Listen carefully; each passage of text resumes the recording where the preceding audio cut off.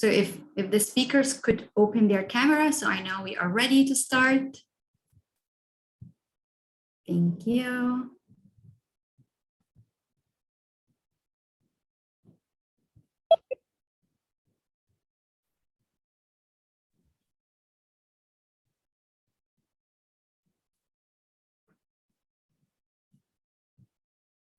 Thank you everyone for joining. We're gonna give it one more minute and we will start.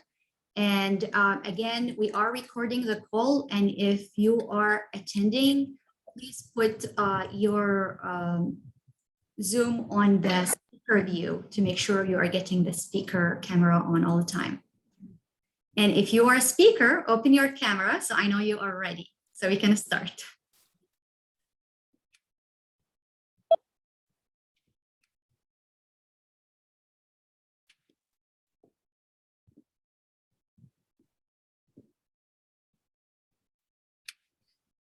We are waiting for one more speaker and we will go.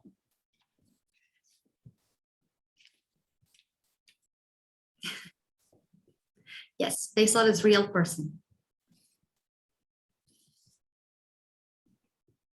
Okay, I think we can start.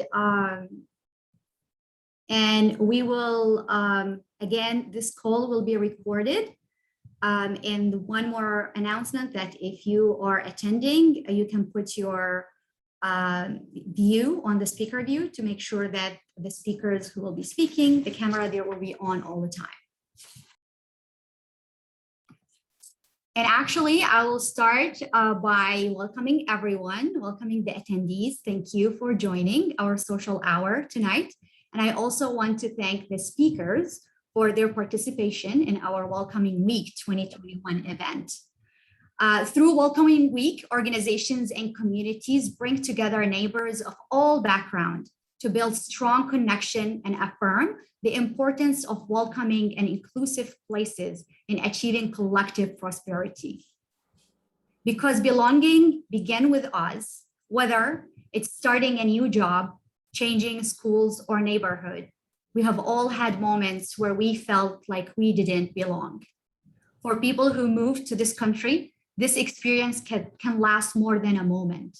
From language barriers to cultural differences, feeling excluded can take years to overcome.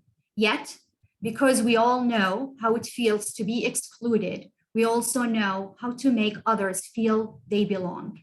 When that happens, communities can fully harness the strength, talents, and contribution of each person to build shared prosperity. I am Basma Alawi, a former refugee from Iraq who felt what it means to be excluded and embarrassed every single moment of being welcome. I am also the We Are All American National Campaign Manager. I always make that joke that under my hijab, I wear many hats. I am a former honorary Refugee Congress delegate, and I'm also the co-founder of Weave Tales. I'm also a mother of two and a wife. And I'm really excited today to speak among many amazing former refugees who are advocating to make sure like everyone welcome. Today, we will have amazing panelists. Before I start inviting them to introduce themselves, I want everyone to stay on mute if you can, and feel free to ask your question in the chat. We will have in the end around 20 minutes to answer all your questions. So I will start with Ida. Ida, would you like to introduce yourself? And then we move back out to Geta. Sure, thank you, Basma. Hi, everyone. I'm currently serving as an elected delegate representing state of Massachusetts for Refugee Congress. I'm also a member of the International Refugee Advocacy Lab, which was co-founded with the International Refugee Assistance Project, the International Rescue Committee, and Refugee Congress, the goal of which is to grow a really strong, diverse community of constituency of U.S. leadership across the U.S. in collectively building partnerships and supporting inclusive policies. I'm also the principal and co-founder of Advancing Agency, and also a founder of Impact Investments Fund. Those are both organizations serving social impact in the U.S., and I'm so excited to be able to to do that and participate as a business owner here among the panelists. Thank you so much, Ida. And we can move to Geeta. Hello, everyone. I'm Geeta. I'm originally from Afghanistan, and I came to the United States at 2015 through a special immigration visa. Right now, I am a representative of Refugee Congress in Texas as Texas delegate, and also I'm a member of the council committee with Welcome.us. In addition, I'm working as a resettlement program supervisor with Refugee Service of Texas. I'm very happy to be part of the amazing team today. Thank you very much for your time. Thank you so much, Geeta. Dagmawi. Hi, everyone. My name is Dagmait Kabera. I am originally from Ethiopia. I was resettled in 2010 as a derivative asylee. I work with the Refugee Congress as well as the Refugee Advocacy Lab, and I am a proud member of the Refugee Storytellers Collective. It is an honor to be here with you all. Thank you so much, Dagmawi. And we can go with Dauda. Hello, everyone. My name is Dauda Sise. Refugee Congress Vice Chair for the Board of Directors, and as currently serve also at the Mayor's International Relations Commission, and a founding member and president of the Louisiana Organization for Refugees and Immigrants. I am originally from Sierra Leone, a beautiful country in the west coast of Africa. And I also lived in the Gambia in a refugee camp for 9 years before my family and I resettled in the United States in 2009. I'm happy to be here today to give my voice, to lend my voice, and to empower other refugees that are coming. Thank you. Back to you, Basma. Thank you so much, Dauda. We can go with Faisal. Hello, everyone. This is Faisal Mutar, originally from Iraq, like Basma. Not as successful. I'm the founder of an organization called Ideas Beyond Borders that hires a lot of refugees from Syria, Iraq, and many areas of the Middle East to translate knowledge and make it accessible to millions of people around the world. Thank you, Faisal. And he's so humble, by the way. We can go with Shamail. Hello, everyone. Good evening. My name is Shumail. I'm a former asylee from Afghanistan. I'm a Refugee Congress delegate for the state of California. And I would like to thank you and appreciate everyone for helping Afghan refugee. I cannot thank you all and each of you enough. Thank you so much for everything you're doing. Thank you so much, Shamail. Well, you just learned about the amazing speakers for today. As we say, this will be a social hour. Feel free to leave your comments in the chat, praise the speakers, and also leave your question, and we will be able to answer it in the end. For now, actually, we will start with a question that we are always asked. What does welcome means to you? We can start with Ida, and then feel free to chime in any of the speakers. What does welcome means to you? And if you have a story of welcome you would like to share, please do. I love that question, and I was thinking about it a lot. And I think welcome to me means the presence of empathy and absence of prejudice, because sometimes you can actually have both. And, you know, for example, when my sister and I crossed from former Yugoslavia, which is where I'm a refugee from, into Hungary, people there actually welcomed us because we couldn't have crossed the border without having the border fee, and we didn't have enough money. And at that time, nobody had money, and they gave us lots of their Deutschmarks, which were the currency we had to use at the time in order to cross the border. And so we used this ticket to be able to get there. Then we flew to the United States on a plane, and we, my sister and I, and she spoke English and I didn't. I mimed, and she spoke to two people that were on the plane, both named Tracy and Tracy. And we had a great conversation, after which they gave us an envelope. And in that envelope, they left something, but we weren't sure what it was. and they told us not to open it until we landed. On it, it said, "I am so sorry that the bombing of your country has caused your family any problems. I hope your stay in America will be a safe and happy one for you. Welcome to America. Please use this to help you here. A friend from the plane, Tracy." And in it was $100. It sounds like a little amount of money, but actually it helped us to have food the entire summer until we were placed with a host family, another family that welcomed us on a last minute notice. So there's absolutely so much love and family and empathy that came there. One thing I also experienced, like Besma and many others here, is exclusion. And so I would encourage anyone who's welcoming refugees to share as much empathy as they can, but also to ensure that there's absence of prejudice as they do so as well. Wow, Ida, thank you. And how long you have been having this letter? It's actually the only thing I could bring with me. So this is literally the only thing I have in addition to my passport, but I've had it since I came here, which was in 2000. So it's been safe and sound and since then. And I hope to find the woman actually that were on the plane. I've been searching for them actively for the last 10 years. So if you're out there, Tracy and Tracy, hi.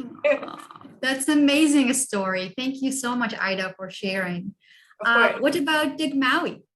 Do you have, what does welcome means to you? And do you have a story of welcome you would like to share?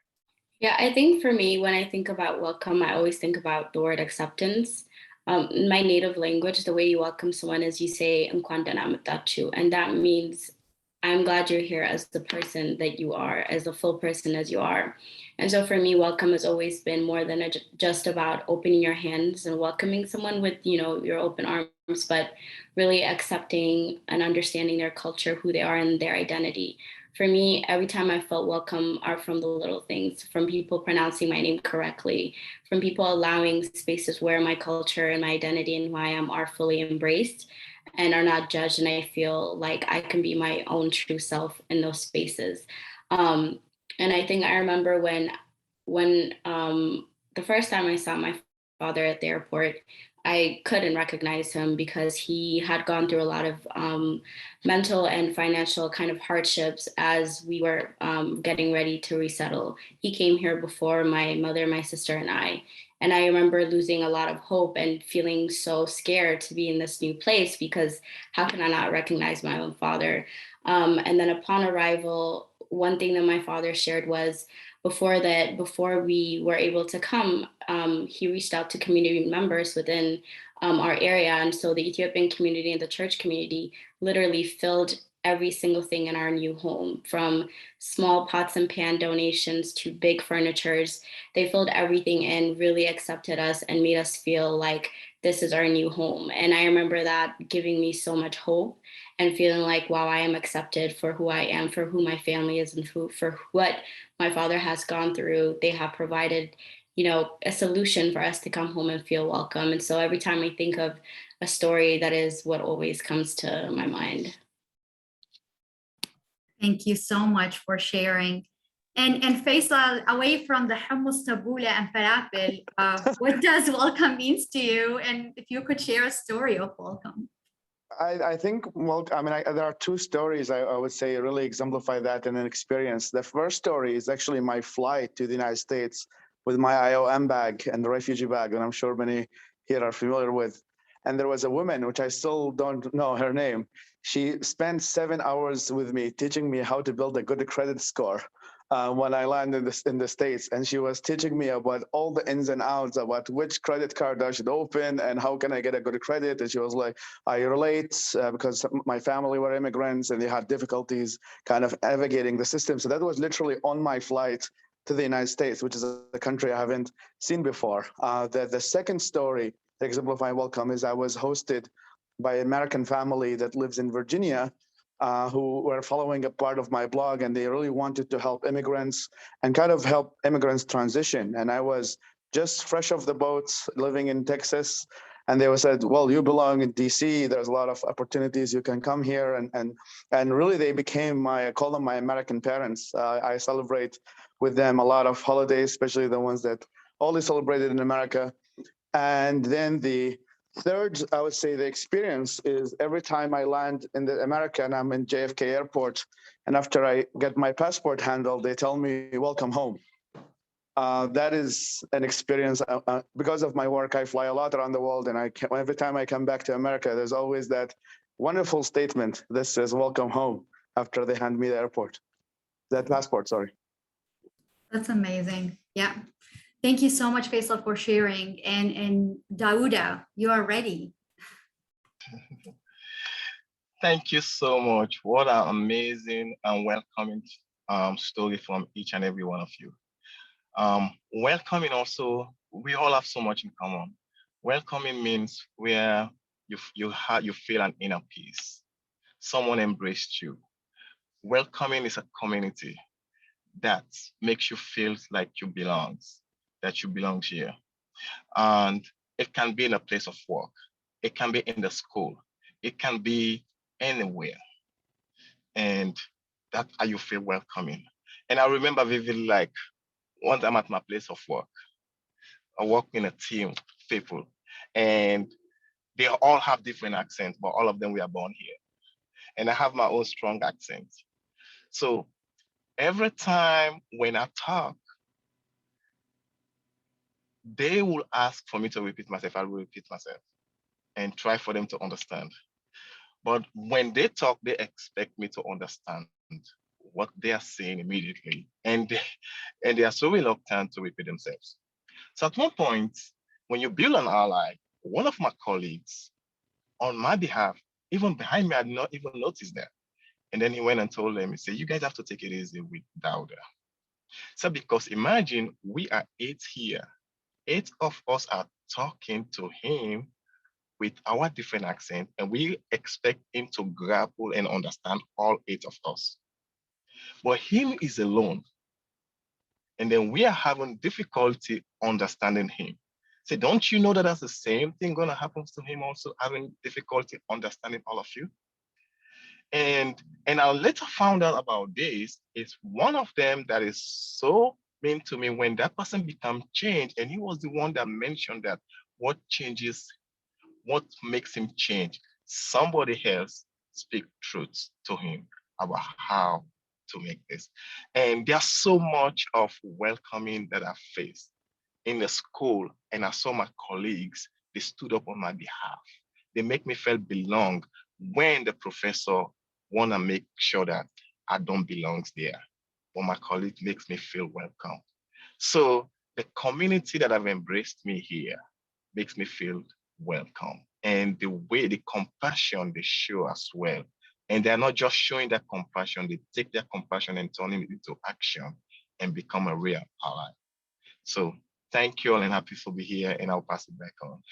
Thank you so much, Dauda. Yes, having language access, support, compassion, so many amazing words. Shumail, what about you? How, and especially now with the time and the crisis, and seeing community coming from your home country, how that does feel to you? Well, to me, it's my own experience. Welcoming is everything all our sister and brothers said, but simply you see the person as human being, as a person, regardless of what identity they hold, what language they speak, what religions they believe, whatever they have. It's just simply you seeing them as human being. They are part of the society, they are really equal and same as you. That's it. I think the welcome is meant to me. I think I have a lot of a good history of welcoming to San Diego, and that is the reason my brothers want to move to Vegas or Utah, and I refused to move because I built a strong community, almost sister relationship, brother relationship here in the San Diego. And there is a group of people, Christian, and they invite me like almost have been for 5 years, me and my family, for 4th of July. in their church to go and watch the fire. And there is a lot of people, like they helped me the first time to get my driver license. They're a Jewish woman.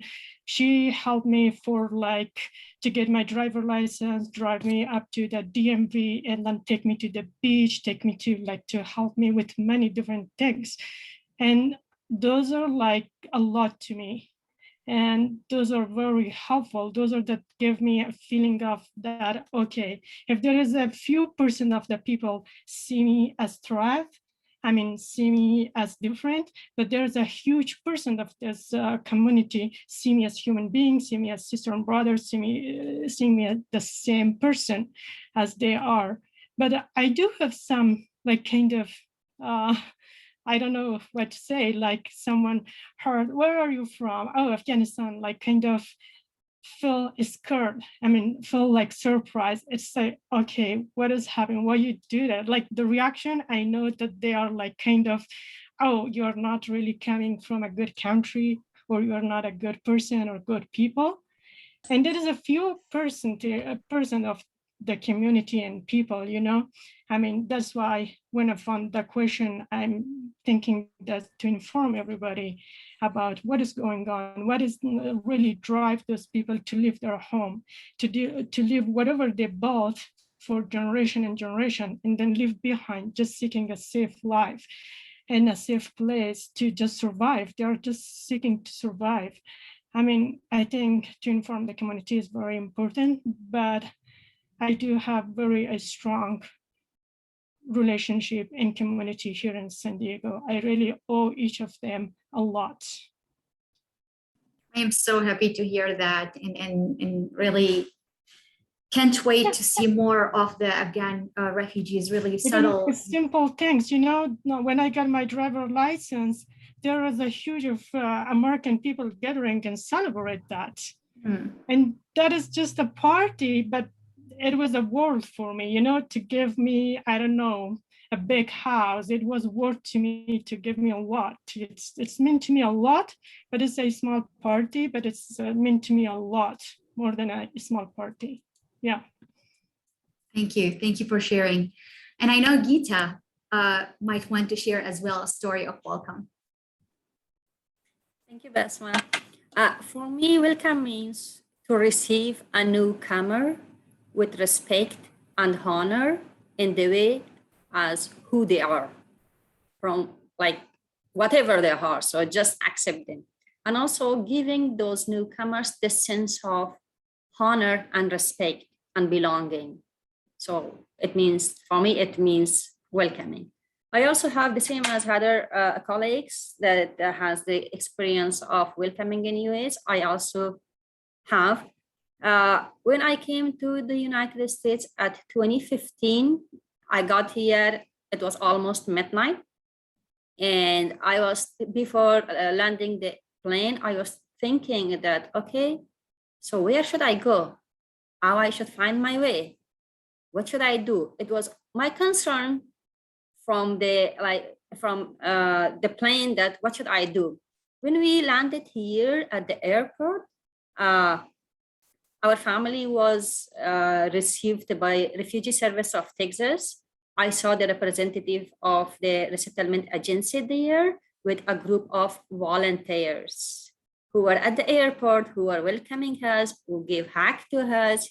And it was the best thing that happened to me. And I was thinking that how these people could be at the airport at midnight to receive a person whom they never saw, whom they never met. So it was a good thing for me, and I was very happy. They took us to our apartment, and the apartment was already set up by the resettlement agency. Everything was provided there. Even with, they put some medicine like the Advil there for us, everything. And it was a surprise for me, and my family was very happy. And also the other day, after 2 or 3 days, we saw that a Christian man, they knocked our door and came to our house. And he introduced himself, and he said that I'm Christian, I go to church. And he knew that we are Muslim. So he was there and he was asking us that, what do you need? And he expressed his feeling that we are very happy that you people are here. We want to welcome, we want to help you. What you people need? When we came here, I have a daughter. She's now 10 years old, but on that time she was 4 years old. And because she was born after September, she was not eligible for PK and she has to stay home. And this was something that bothered me and my husband, because we came from Afghanistan from a big family, a family of like 15 person in a family. But here it was just me, my husband, and my daughter. And we tried to enroll her at school, but because of her age, she was not accepted. Then that person, when we expressed our concern to that Christian person, he said that, okay, wait, I will try to do something for her. And the next day he came and said that, okay, there is a class, a private school in a church, that is it fine that I can enroll your daughter there? I said, sure, why not? Yeah, it's not a problem for me. And that school, the fee was about $380 per week, but we were not able to pay that one. We cannot afford. But that person said that it's fine. I will enroll her through the church and they will waive the fee. So it was the best thing that happened to my life and my daughter. And until I'm alive, I won't forget the thing that that person did to me. And the reaction of that person and the volunteers who were at the airport, they encouraged me, they gave me the sense of that I should also help others. I should also step in and help the people who are in need.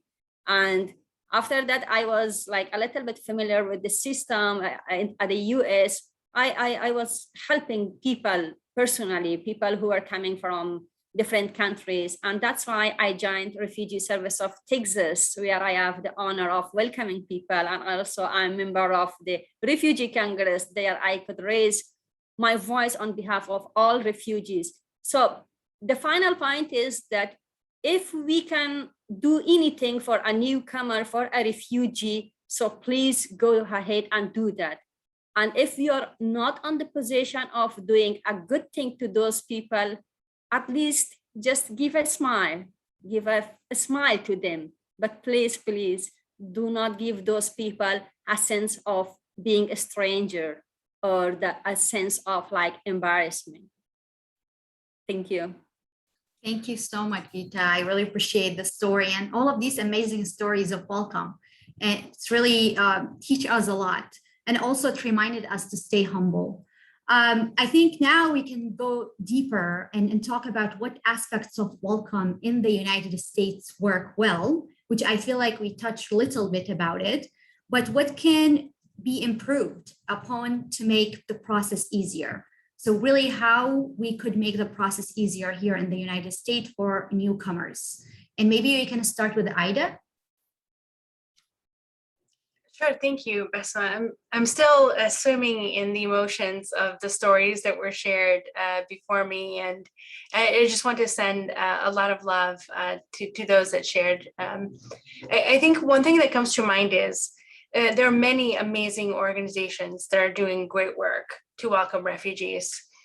That are the Refugees International, of course, International Refugee Assistance Project, No One Left Behind, Women for Women International, Save the Children International, International Rescue Committee, in Massachusetts, the International Institute of New England, Refuge Point. So many amazing, brilliant organizations working really hard to figure out the best ways to welcome refugees and mobilize volunteers to do so. I think that's absolutely fantastic. I think one piece that's missing is coordination between all of those amazing groups and resettlement agencies. There are many independent organizations that are trying to figure out the solutions to the same problem. And I think if there was a way to communicate together, there might be a way to mobilize in an even stronger way to welcome people so that each problem doesn't have to be solved over and over again. So if there is any possibility for organizations to share learnings across the country I think that would be a great way to improve the system. Thank you, Ida. Yes, I agree. Communication, especially in the time of needs to unite our efforts, it's really important. What about you, Dagmawi? What do you think we could improve in the process? Yeah, I think definitely to the point of Ida, there's so many organizations, providing direct services and doing an incredible job. And I think it's worked and it's continued to work. For me, one thing that I always think about is when I think of welcome, I always think about welcome isn't just, the first step that somebody arrives, but also how they successfully integrate. But when we look at successful integration, we have to understand how that's measured and how that's seen. So, it's not just about someone getting a job or being financially stable to be able to start a new life within this country. But if we look at education and careers, for example, there's so many individuals refugees who've had started careers beforehand in their home countries, and that never translated over here. For example, my father was a nurse in Ethiopia, but upon arriving, he didn't have enough resources to even start education or scholarships to start education to continue that, and his degree wasn't accepted. And so when we look at integration, I always think that, those resources around making sure that even after the first year that people are welcomed, they are able to, not just leave behind who they were back home, but be able to bring it back, whether that be an education and careers and being able to translate that over.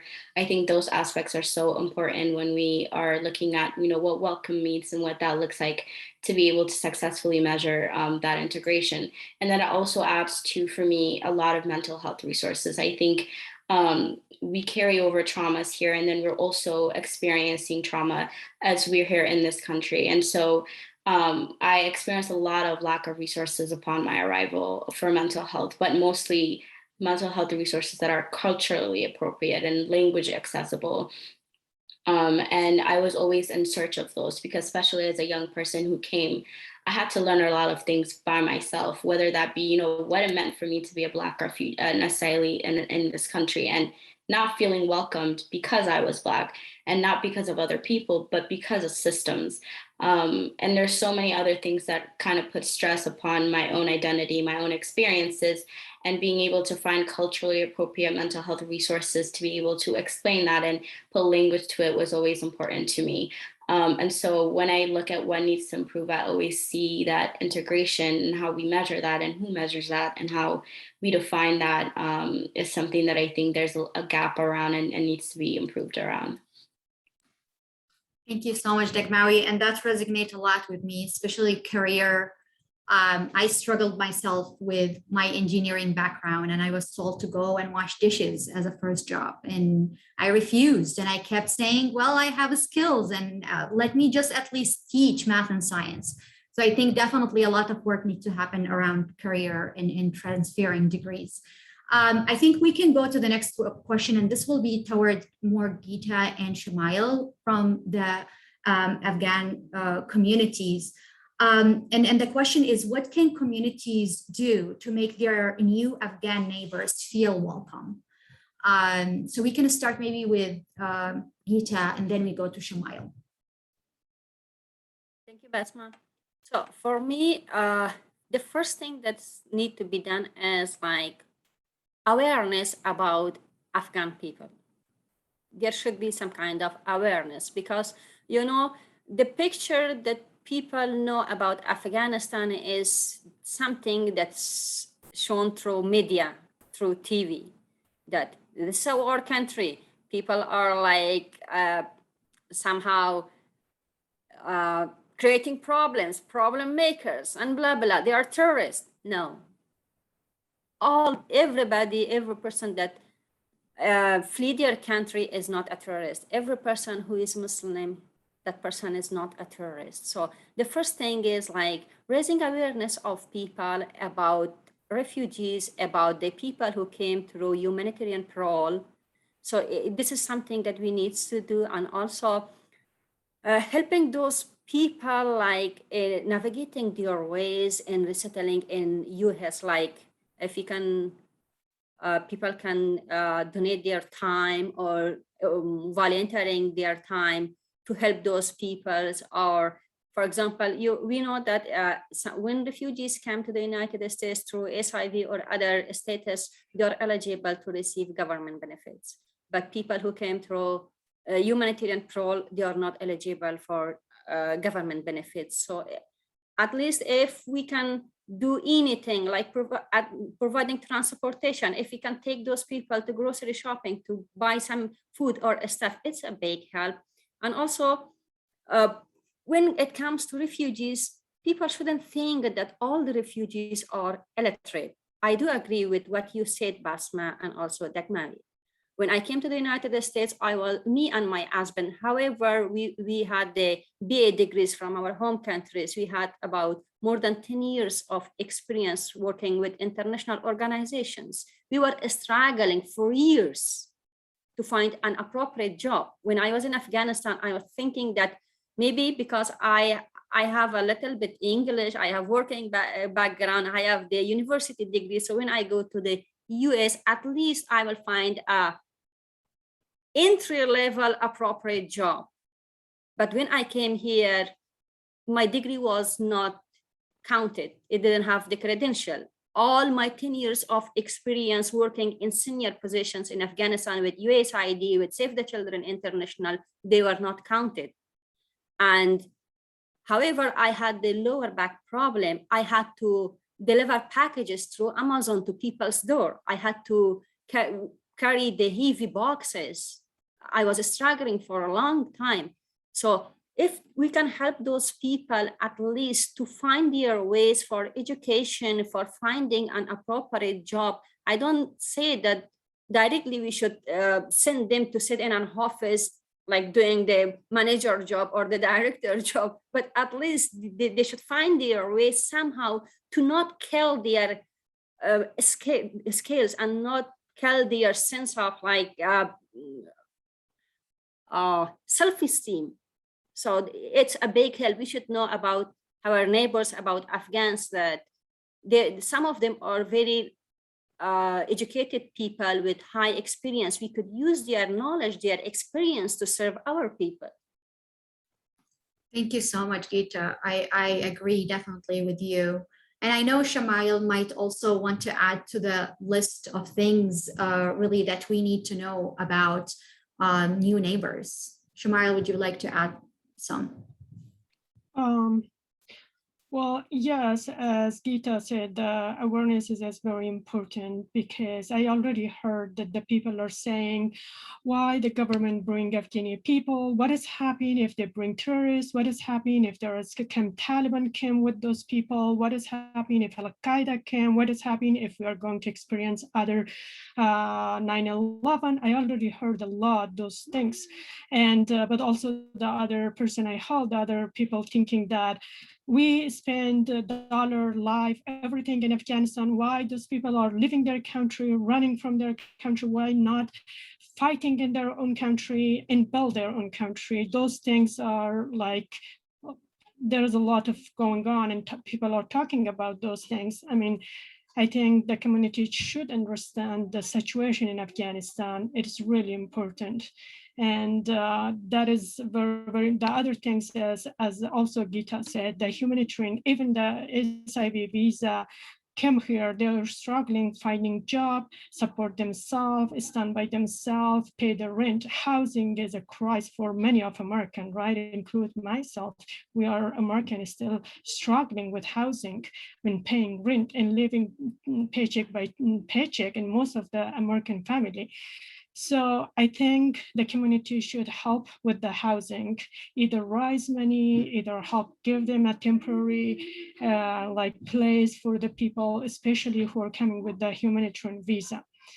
I mean, those are really in need, either like in other stuff and basic needs. And then I don't know if someone can pay just for the health care for a few months to help them. All of these are, the community can put together all the resource, effort, time to help them out.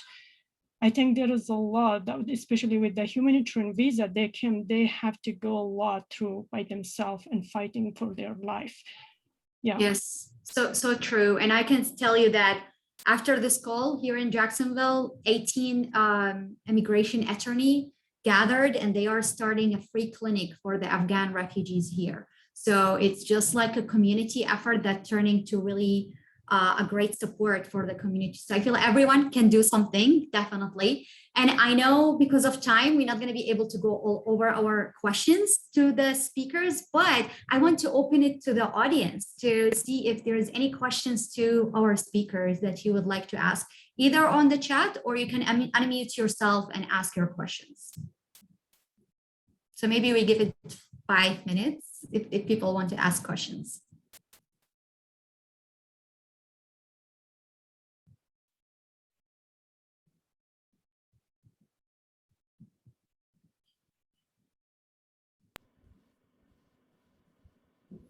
Is it Nancy? I see you are unmuting. Yeah, I don't know. I'm a retired teacher, and I also am a former Peace Corps volunteer, and I belong to PCC for Refugees, which is a Peace Corps community for refugees, and also the UNA USA. And I've also worked, besides being in Peace Corps in Africa, in Malawi and Liberia, I also lived in Venezuela and Singapore. So I know what it's like to go someplace and have a hard time. And, you know, I just love having, you know, people from other countries and children. I worked with children my whole life, and that was one of the joys, having children from everywhere to teach us about life. So I realize many of the problems that you're talking about are problems we've had in this country for a long time. And I would love to help. And I know I'm also on the Humanitarian Affinity Group at the UN. And the problem of coming and wanting to have a job where you have the degrees, I experienced that moving from Illinois to California. My degrees and credentials didn't count in California, so I had to start over again. And it's really frustrating. And mental health, I realize where I am, we have a wonderful group that helps with children who are homeless and at risk, and almost free, you know. I wish we had that everywhere. So I guess my question is, how can we help? What can we do? I mean, so many of these problems have been around for 50 or 90 years. Thank you so much, Nancy, for your question and sharing all of this amazing information about you and your career, but also your struggle around getting your degree transferred from a state to another state, which it seems like it's a universal issue. I will say what you are doing now is the right thing. You are still informed. You are connecting with the refugees, and you are asking questions to refugees directly. Please share the message. I will say share about organizations who are doing the work. That could be really helpful at this time. I can tell you that Refugee Congress, the Refugee Advocacy Lab, Welcoming America, all of these amazing organizations who are doing the work on the ground, I think need support at this moment. And I feel like highlighting them and uplifting them going to be really important.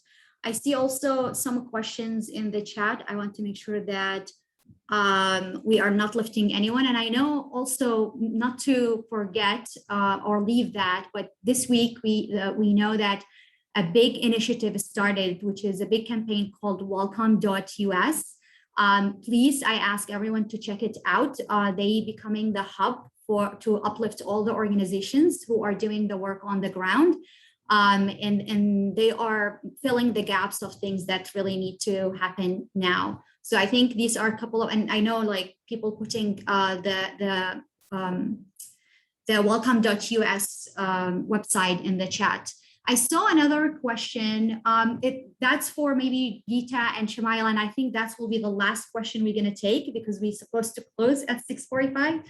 The question is, what might be regarded as offensive to the Afghan refugees? Because I would hate to do something wrong, and that's from Libby. Yeah, thank you, Libby, for bringing this question. So for me, that please don't judge Afghan refugees regarding their situation, regarding their culture, or regarding like their values. It's something that really hurts. For example, I know the time is very short. Just I wanna say a story of myself. When I came to the United States, I was receiving SNAP benefits for the first 6 months. At the same time, I was doing like volunteer interpretation for an organization. And there was a meeting between a job developer and another Afghan refugee lady. So the job developer was encouraging that lady to go to work to find a job. But the lady, she said that I have little kids at home and I have to take care of them. That's why I cannot go to work. And the job developer said that we people, she was very aged. She said that in this age, I'm working, I'm paying taxes to the government, and you people are making excuses to not to go to work. And the government is using those taxes to give you people benefits as SNAP, as like Medicaid and these stuff. And it was something that really break my heart and really hurt me, because I was also on that time, I was new and I was receiving SNAP benefits. So please don't judge those people immediately. At least dig why they are not working, what's their problem, and just try to help them in a way that they shouldn't be embarrassed that, oh, I'm receiving public benefits, that's why people are blaming me. So please don't judge those people. Thank you.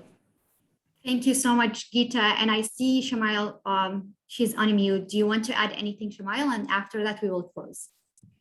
Well, I think everything Geeta said true, but I just want to also add to one thing is very often Afghani people culturally to just seeing them as they're really come here for a better life, not for to be here safe. They just not care about their own country. We love, people are crying, people are suffering here and heartbroken to leave everything behind, come here.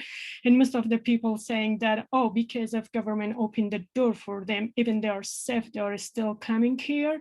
I think that will be hurt a lot of people, because most of the people had job, a good job, education, wealth, house, property, everything, but now they lived behind. And in my own family, they lived home. Some of the kids have no shoes, without shoes, and have only one pair of clothes since the Taliban took over. I mean, those are the situation.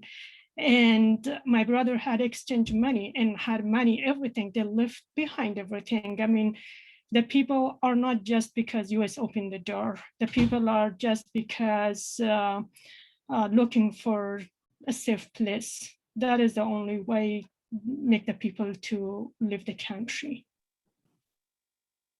Thank you so much, Shamail. I know we are on time, but I know also Dawood have unmute himself, and I want to make sure that we take you. Dawood, do you have anything to add? I just want to leave our audience with this. Bear in mind, when we are talking about welcoming and we share our story, I want each and everyone to remember what this family has been through. Just a recent experience. Some of them were able to make it. We will be able to make it into the United States after experiencing terrible situations. They see their colleagues stampede as they are finding their way for safety. Some of them say places that they called home has been destroyed, family taken away from them. So let us remember that they are coming with all of those stressors with them. The little thing we can do is to make them feel welcome, compassion, and not to judge them. Just take that with you and remember what they have with them coming in here. Those are not tangible, they are intangible, but it is right in their hearts and in their mind and in their brain.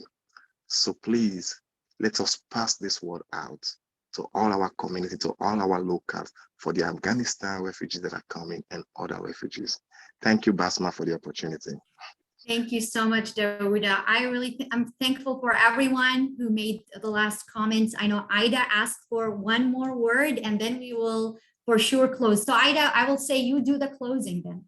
I actually just wanted to talk to Libby for a moment, the person who asked the question. And Libby, the fact that you asked that question already shows a lot. It shows that you want to make sure that you're open and inclusive of the people that are coming. One thing to keep in mind is nobody wants perfection. It's more important to be present than to be perfect. And so don't let a fear of doing something wrong dissuade you from volunteering or joining your community or supporting Afghani refugees from coming. I hope you continue to stay engaged and participate in a way of questions like you asked, continue to ask those questions. So thank you for keeping an open mind like that to ensure that people are welcome. Thank you. Thank you so much, Ida and Libby. Yes, thank you for your question. Thank you everyone for joining on a Friday night, a social hour like this. It's been really amazing to learn from everyone. And I hope we could have more social hours coming up. And I hope also that you take this conversation and share it wider, because Libby, everyone know Libby and everyone trust Libby, but they don't trust or know Basma. So I feel like you will be the advocate for the stories that you have heard today, and you will be able to share it widely. Thank you so much, everyone, and have a great night, and hope to see you soon again.